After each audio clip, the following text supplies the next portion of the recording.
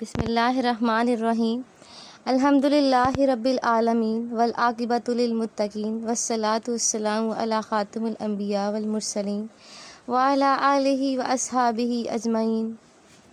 السلام علیکم ناظرین، میرے چینل میں خوش آمدید۔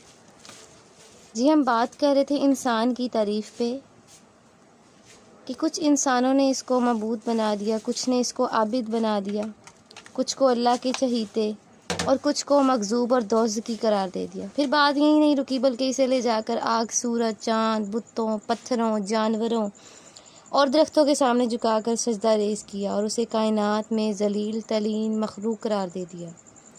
ڈاکٹر خالد علوی اپنی کتاب اسلام کا معاشرتی نظام میں یہ بات بیان کرتے ہیں کہ اسے کائنات میں ذلیل ترین مخلوق قرار دے دیا، یعنی یہ ان فلسفوں اور ان دانشوروں کی بات کی جا رہی ہے یہاں پہ۔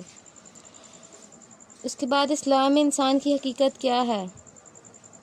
اس لیے سب سے پہلے انسان کا اسلام کے نقطہ نظر سے تعریف، اس کا مقام و مرتبہ کائنات کے ساتھ اس کا تعلق اور اس کی ذمہ داریاں کے بارے میں مختصر سا تذکرہ کرنا ضروری ہے۔ اس کے بارے میں بہت سارے خیالات، نظریات کو مختصر طور پر لکھا گیا، بہت ساری کتابیں بھی تفصیل میں بتائیں گی، لیکن ہم اس کے بارے میں مختصر سی بات کرنا چاہیں گے۔ ٹھیک ہے، انسان کی تخلیق کیا ہے؟ یہ ہمارا لاسٹ ٹاپک تھا۔ اللہ تبارک تعالیٰ نے اپنی کتاب میں انسان کے وجود پذیر ہونے، اس کائنات میں آنے اور اس کی تخلیق کے بارے میں متعدد مقامات پر تذکرہ کیا۔ ان میں سے ایک کا بیان کیا جاتا ہے وَلَقَدْ خَلَقْنَا الْإِنسَانَ مِنْ سُلَالَةٍ مِّن طِينٍ ثُمَّ جَعَلْنَاهُ نُطْفَةً فِي قَرَارٍ مَّكِينٍ ثُمَّ خَلَقْنَا النُّطْفَةَ عَلَقَةً فَخَلَقْنَا الْعَلَقَةَ مُضْغَةً فَخَلَقْنَا الْمُضْغَةَ عِظَامًا فَكَسَوْنَا الْعِظَامَ لَحْمًا ثُمَّ أَنشَأْنَاهُ خَلْقًا آخَرَ فَتَبَارَكَ اللَّهُ أَحْسَنُ الْخَالِقِينَ۔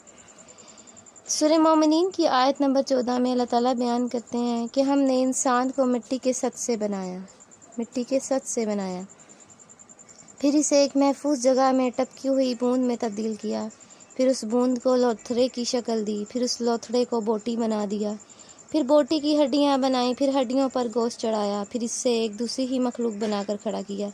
بس کیا ہی بابرکت سب کاریگروں سے اچھا کاریگر سبحان اللہ کہ اس پاک ذات نے انسان کو کس طرح بنایا۔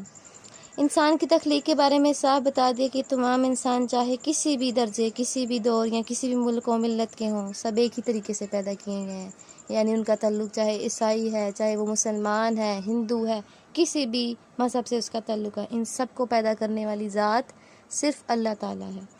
نہ کوئی سورج بنسی ہے، نہ ہی چاند بنسی ہے، نہ کوئی خالق کے اچھے اعضاء و مقامات سے بنا ہے، نہ ہی کوئی اس کے پیروں اور ٹانگوں سے پیدا ہوا ہے۔ یہی اسلام کا نظریہ مساوات تخلیق ہے، یعنی اللہ تعالیٰ نے سب کو ایک جیسا بنایا، ٹھیک ہے، اور اس کو سب سے اشرف المخلوقات قرار دیا، یعنی سب سے بہترین مخلوق قرار دیا۔ تو علامہ اقبال اپنے شعر کے ذریعے بیان کرتے ہیں کہ درد دل کے واسطے پیدا کیا انسان کو، درد دل